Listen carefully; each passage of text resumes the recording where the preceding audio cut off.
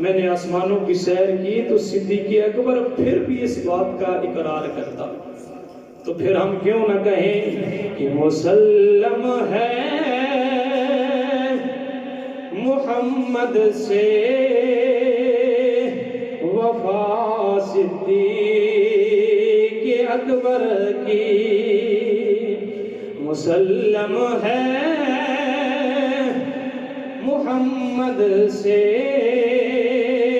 وفا صدیق اکبر کی، نہیں بھولی ہے دنیا کو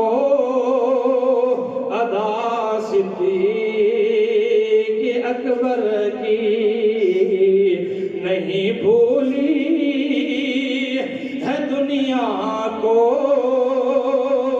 ادا صدیق اکبر کی۔ بلند آواز سے بولے ہیں سبحان اللہ۔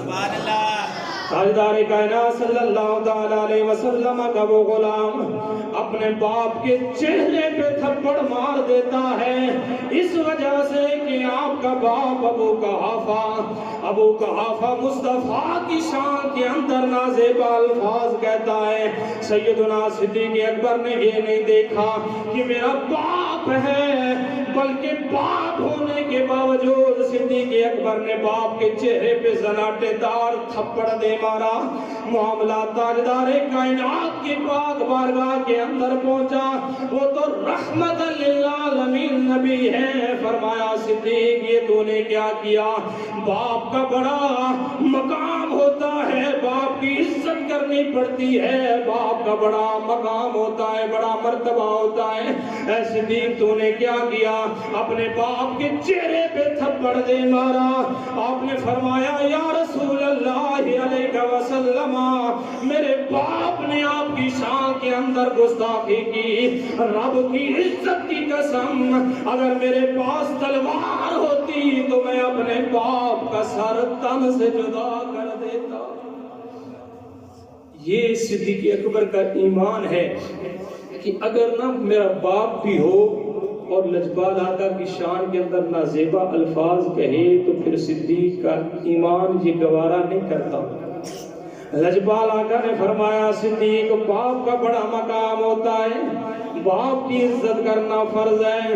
فرمایا یا رسول اللہ علیہ وسلم، جب آپ کے در پہ بک چکے ہیں تو پھر آپ کی ذات سے تعلق پہلے ہے، باپ کے ساتھ تعلق بعد میں ہے۔ آپ کی ذات سے تعلق پہلے ہے، باپ کی ذات سے تعلق بعد میں ہے۔ میرا وجدان یہ کہتا ہے کہ عقل نے کہا ہوگا صدیق باپ ہے، تو نے باپ کو کیوں تھپڑ مارا؟ عشق نے کہا ہوگا کہ زلف دیکھی ہے کہ نظروں نے گھٹا دیکھی ہے۔ بلند آواز سے پڑھ بھی لیں، لطف آئے گا جو صدیق اکبر کے ساتھ پیار کرنے والے ہیں کہ زلف دیکھی ہے کہ نظروں نے گھٹا دیکھی ہے۔ میرے ساتھ مل کے پڑھیے گا، زلف دیکھی ہے کہ نظروں نے گھٹا دیکھی ہے۔ بلند آواز سے بولے سبحان اللہ۔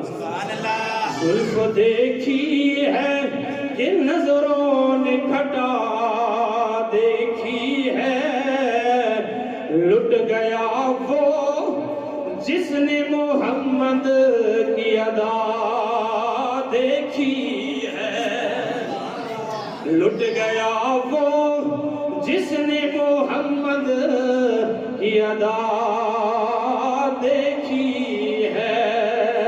اللہ رب العالمین نے جبرائیل امین کو حکم فرمایا جبرائیل جاؤ صدیق اکبر کی شان کے اندر قرآن کی یہ آیت لے جاؤ۔ کون سی قرآن کی آیت؟ جس کے اندر خالق کائنات نے ارشاد فرمایا جو اللہ رب العالمین کی ذات کے ساتھ اور خالق کائنات پہ پکا ایمان رکھنے والے ہیں اور یوم آخرت پہ ایمان رکھنے والے ہیں۔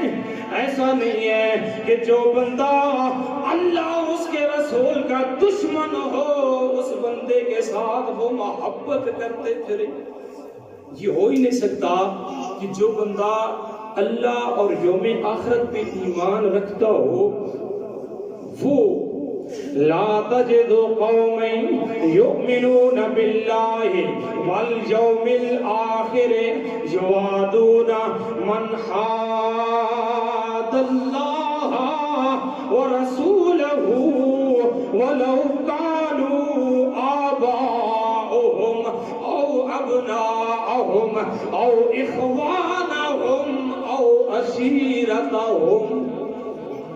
جو بندہ اللہ کی ذات پہ بھی ایمان رکھتا ہے اور پھر یوم آخرت پہ بھی ایمان رکھتا ہے تو یہ ممکن ہی نہیں ہے کہ وہ بندہ اللہ اور اس کے رسول کے دشمنوں کے ساتھ محبت کرے.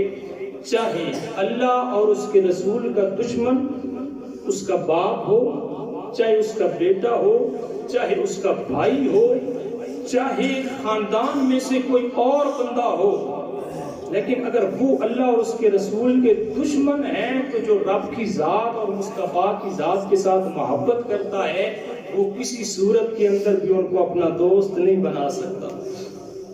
اسی لیے دیو عاشقوں کے امام نے کہا ہے کہ محمد کی غلامی دین حق کی شرط اول ہے. یہ تو آسان ہے, ہر بندے کو آتا ہے. جو صدیق کے ساتھ پیار کرتا ہے وہ بلند آواز سے بڑے محمد کی غلامی دین حق کی شرط اول ہے.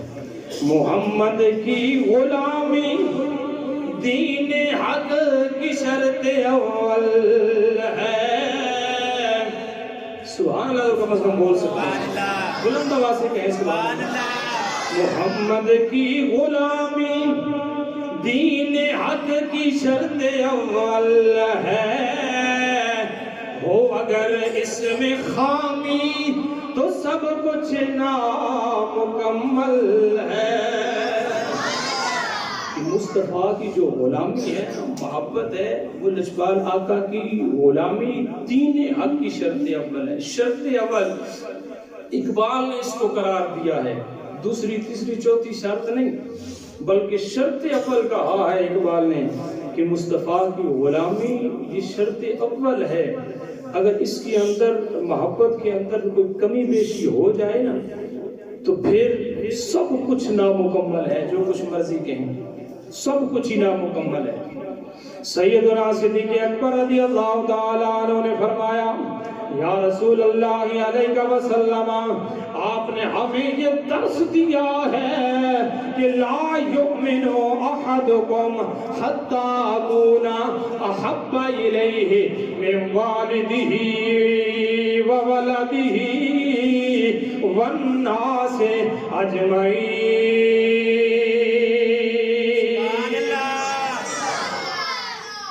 کوئی بندہ بھی اس وقت تک ایمان والا ہو ہی نہیں سکتا. یا رسول اللہ کس وقت تک؟ لا یؤمن احدکم حتی اکون احب الیہ, کہ جب تک وہ اپنی اولاد سے بڑھ کر, اپنے عزیز و اقارب سے بڑھ کر, حتیٰ کہ اپنی ذات سے بھی بڑھ کر مصطفیٰ کی ذات کے ساتھ محبت نہیں کرے. آج ہم کہتے ہیں وہ بھی ٹھیک ہے, یہ بھی ٹھیک ہے, وہ بھی ٹھیک ہے, خیر ہے, کوئی مسئلہ نہیں ہے, لیکن یہ یاد رکھیں کہ ہر کوئی ٹھیک نہیں ہوتا. جس کے دل کے اندر عشق مصطفیٰ ہوتا ہے وہی